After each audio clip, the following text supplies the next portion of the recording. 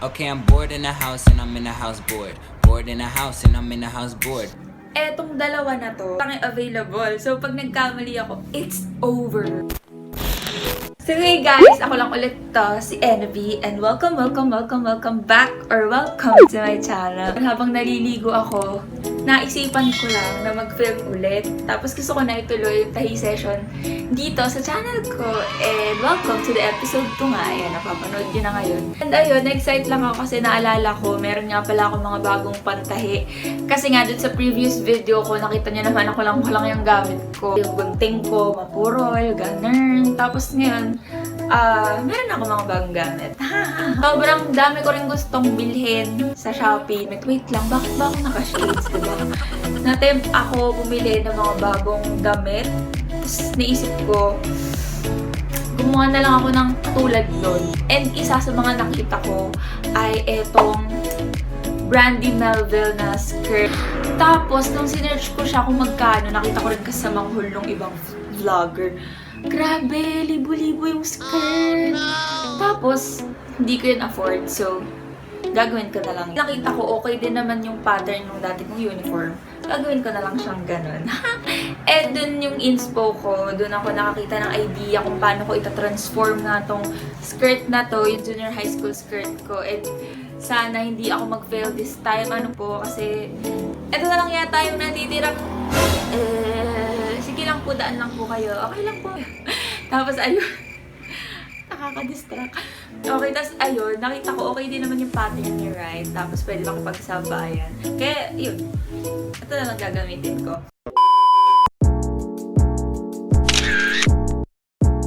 Okay, let's start. The first step is kailangan natin i-prepare yung mga materials na gagamitin natin for this DIY. Then, using the same ripper, tastasan nyo lang yung mga dating tahe para ma-maximize natin yung fabric. And then, recycle yung mga things na pwede pang gamitin. Katulad na lang netong zipper. Then, the next one is i-cut lang natin yung upper part ng skirt. Hindi ko alam yung exact term yan, pero ayan siya. And then, after that, using the ripper again, tastasin lang ulit natin yung mga natira pa kanina para, ayan, ma-spread out na natin yung buong fabric. And it's plancha time para ma-flatten natin yung fabric dahil dun sa mga pleats niya. Please turn it off after using.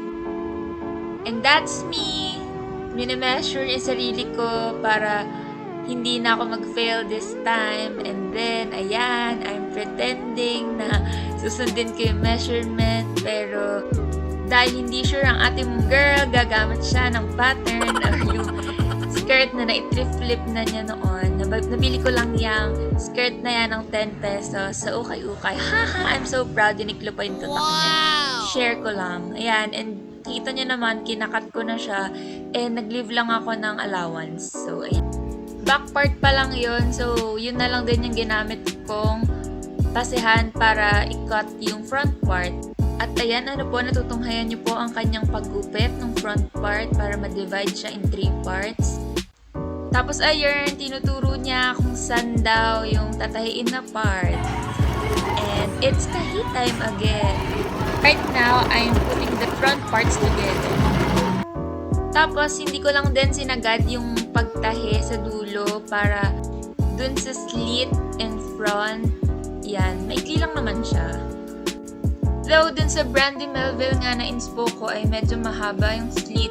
Sa akin, hindi masyado kasi yeah, girl is a bit conservative, you know? Then, pinold ko lang yung fabric 2 times para hindi siya mag-nis-nis ba?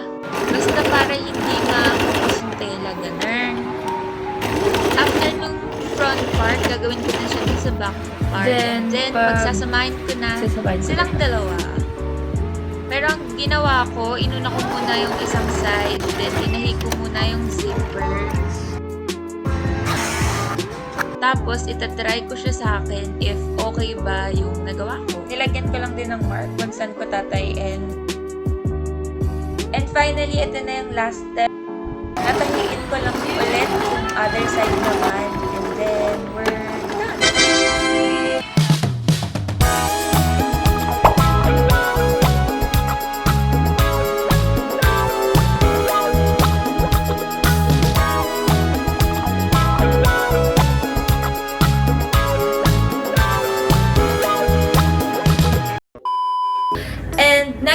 nakita ko rin tong short na to.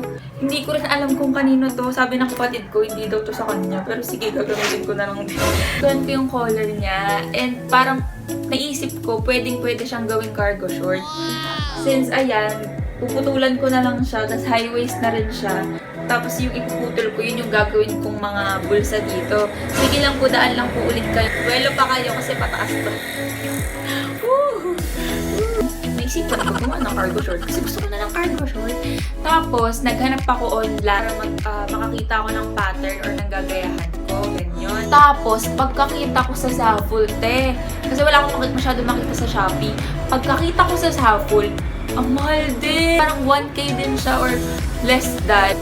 Ayan, insert ko dito yung mga nakita ko at yung price nila kung gaano yung matitipid ko. Pag naging successful tong DIY na to. Sana! Huwag niyo kayo kaya, please.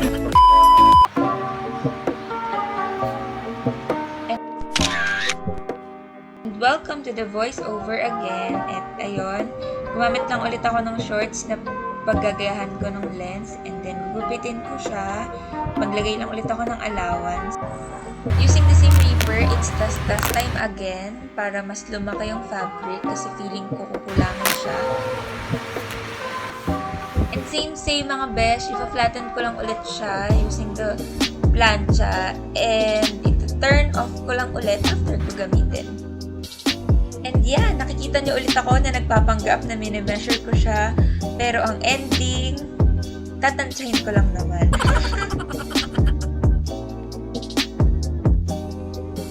Tapos, ikakat ko lang ulit siya. And, aalisin ko lang yung tahi dun sa may gilid dahil ang tamad kong self. Ayan, ginanyan ko siya pero ingatan nyo kasi baka masira yung tela. Tapos, this part, makikita nyo si Ehna the Magician. Oh, panis! So, ayun yung ginagayahan ko. Ayan. Okay, tapos gagamitin ko lang ulit si Marek Sealer para tahiin yung sides ng pocket. Tapos, ayun yung itsura niya after ko tahiin. And wow! Kita nyo naman na hyper pa siya dyan. Pero ayan, tatahiin ko na rin yung joke. Lalagyan ko pala muna ng pin para magstay siya in place.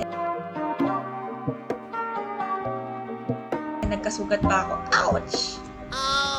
Pero kay Burr, malayo naman yan sa pin ko kabesh. So, ituloy ang session.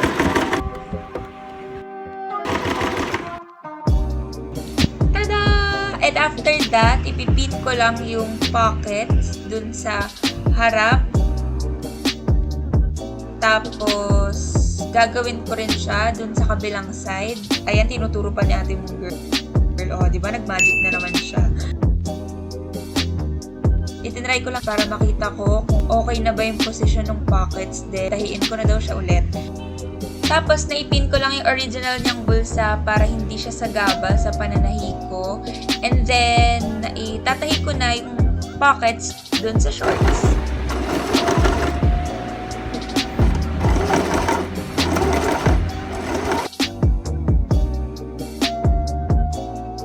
Oh, ayan na siya. Tapos, iingatan ko lang yung pagtahi nung kadokdok yung pocket kasi kailangan pantay siya para hindi siya mukhang anek. Tapos, gagawin ko lang ulit yon dun sa may kabilang pocket naman. And yay! For the last step, tatahiin ko lang ulit yung sides para tapos na tayo.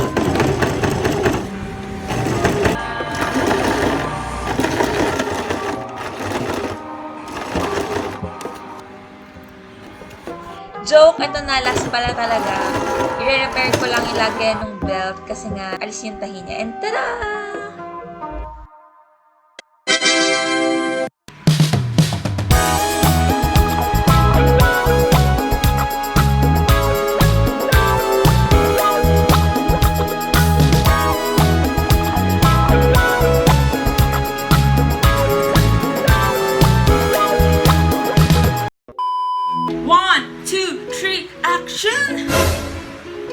So, ayun lang guys. Thank you so much for watching this video.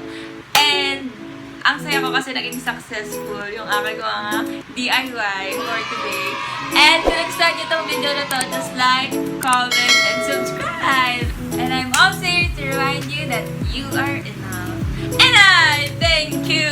Thank you so much for watching and see you on my next vlog. Bye!